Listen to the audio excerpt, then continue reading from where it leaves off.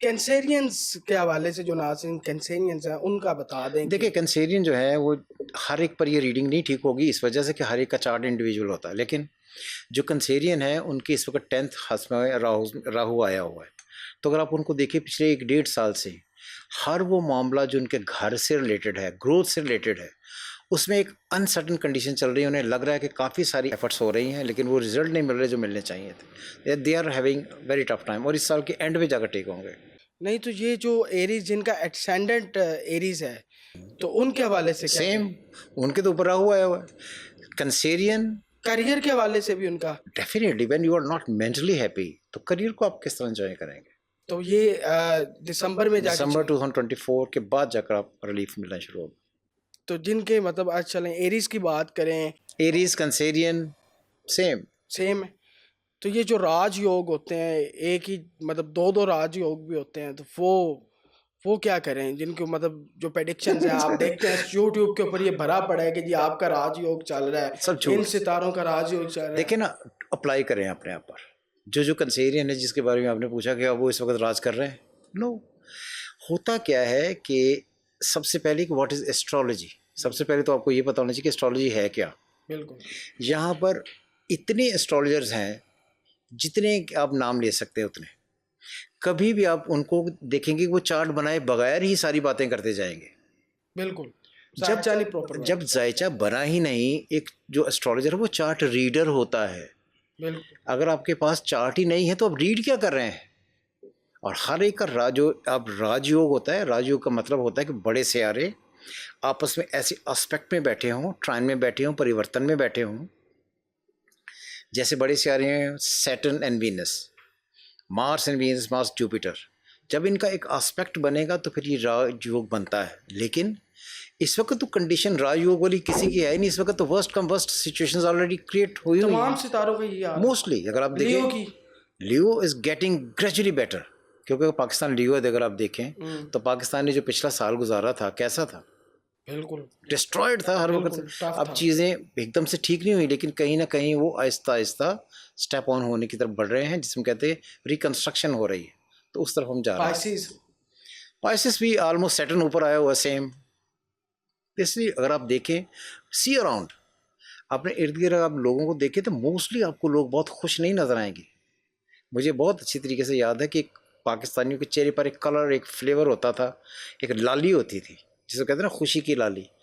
अब बड़े ढूंढने से भी किसी के चेहरे पर खुशी की लाली नहीं, सेटिस्फेक्शन नहीं है। आपने देख आप बिल्कुल नहीं है। मतलब मैं खुद अगर अपनी बात करूं तो मैं भी नहीं हूं। हाँ, ये एक सिचुएशन रहेगी ये दिसंबर तक। हाँ, ये प्लानिटरी कंडीशन, क्योंकि जो नेगेटिव एस्पेक्ट बने हुए हैं जब वो खुलेंगे, एस्पेक्ट चेंज होगा, फिर जाकर बेहतरी आएगी।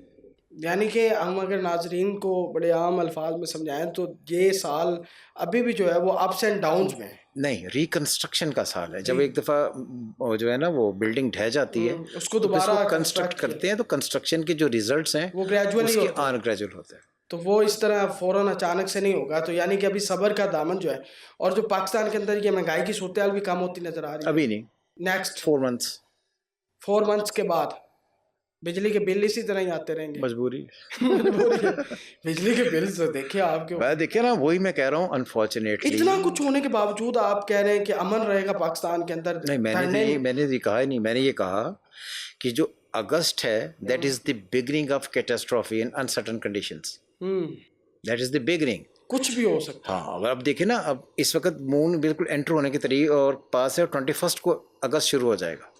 21 of July is August in astrology. यहाँ से आप देखिएगा कि एक ऐसा क्योस शुरू हो जाएगा। आपको पॉलिटिशियंस लोग एक दूसरे से लड़ते झगड़ते नज़र आएंगे।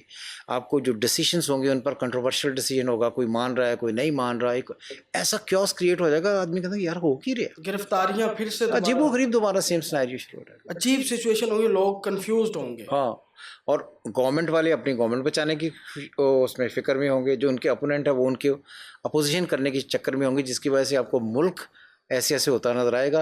इनको कोई फ़र्क नहीं पड़ना। ये सिर्फ पाकिस्तान को, हम सॉरी बार बार मैं ये कहता हूँ कि ये जो पॉलिटिशियंस हैं इनमें से कोई भी कभी भी अनफॉर्चुनेटली पाकिस्तान के हारोस्कोप के एतबार से पाकिस्तान ठीक करने कभी नहीं आया था। कोई है हॉरोस्कोप के हवाले से कि कोई पाकिस्तान को ठीक करने के नहीं, लिए? आई डोंट थिंक अभी तक कोई भी नहीं है, दूर दूर तक नजर नहीं आ रहा। आप देखिए ना, स्टार्ट हो जाए कायद आज़म से, अनफॉर्चुनेटली ही डाइड, बिल्कुल क्लियर। जिस तरह पाकिस्तान बना वो उनकी उनकी डेथ हो गई। उसके बाद जितने आए हैं, क्या उनमें से कोई इज्जत से गया है? कोई, एनीबॉडी, नेम एनीबॉडी। ऐसे ही है। और ये देखो पाकिस्तान की प्लानिटरी कंडीशन में सन और सैटर्न डिस्टर्ब्ड है, मरकरी भी डिस्टर्ब, स्टार्ट में ही था जब बना, हाँ, बाय बर्थ तब था। और अगर गौर से देखें कि वो तमाम लोग जो भाइयों में पहले पहले हैं और भाइयों में आखिरी आखिरी हैं, यही लोग हमेशा पाकिस्तान की प्राइम मिनिस्टर बनेंगे। Quaid Azam was the eldest, Musharraf was the eldest, Bhutto was the last born, Imran Khan is the eldest, Nawaz Sharif is the eldest. तो ये सब वही हैं जो पहले और आखिरी हैं। इनमें से कोई भी आप मुझे बताएं आज तक कोई इज्जत से गया? अनफॉर्चुनेटली प्लानिटरी कंडीशन डैमेज्ड है, तो ये हमारे साथ होना ही है। यानी कि मैं ये कहूँ कि एस्ट्रोलॉजी में पाकिस्तान का बनना ये भी ठीक नहीं था। नहीं, ये नहीं कहते हम, कि ये नहीं कह सकते।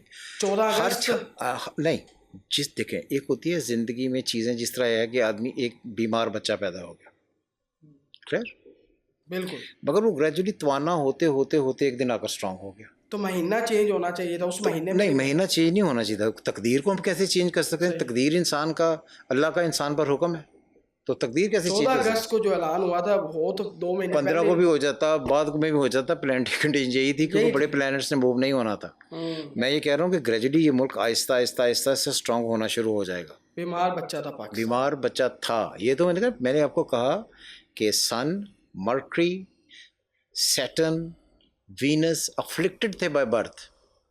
तो जो आदमी बच्चा पैदा हुआ है उसकी अगर समझें कि आधा जिस्म उस वक्त अफ्लिक्टेड है या नेगेटिव है, तो वो बीमार बच्चा था। ये ग्रेजुअली हो जाएगा, इसमें टाइम थोड़ा सा लगेगा। It will take 3 years more and then हमसायों के साथ जो ख़राब रहेंगे तल्लुकात फॉर एवर, हमेशा, कभी भी ठीक। चाइना के साथ भी ख़राब रहेंगे। देखें, मैं आपको बड़ी इंटरेस्टिंग एक आपको स्टोरी सुनाऊँ। पाकिस्तान का नॉर्दर्न एरिया है कश्मीर, आपने भी देखा होगा, और कश्मीर के बिल्कुल साथ है चाइना। इसलिए अगर मंडेन एस्ट्रोलॉजी पढ़े तो दैट इज़ नॉर्थ। क्या कश्मीर आज तक कंट्रोवर्शियल है? बिल्कुल है। तो कश्मीर उसके पीछे चाइना है। तो इसलिए ये है कि जो हम स्पोर्ट समझते हैं कि हमें एडवांटेज होगा, ये हमें स्पोर्ट की हद तक ठीक है, लेकिन इसमें उनकी कोई गर्ज, लफ्ज़ मैं यूज़ कर रहा हूँ, गर्ज, मफाद शामिल हो सकता है। अदरवाइज ख़राब ही रहेंगे फॉरएवर। देखो ना, see unfortunately since 1947 China, India is in east, sun is afflicted. Iran भी है, अफगानिस्तान नहीं, भी सुन ले, Afghanistan is west, Saturn is afflicted, again the same story. Iran थोड़ा साइड पर आ जाता है। ईरान अफगानिस्तान की तरह डायरेक्ट नहीं, वो है साउथ वेस्ट में, वो कहीं ना कहीं थोड़ा सा एडवांटेज दे जाएगा क्योंकि मार्स की पोजीशन अच्छी है।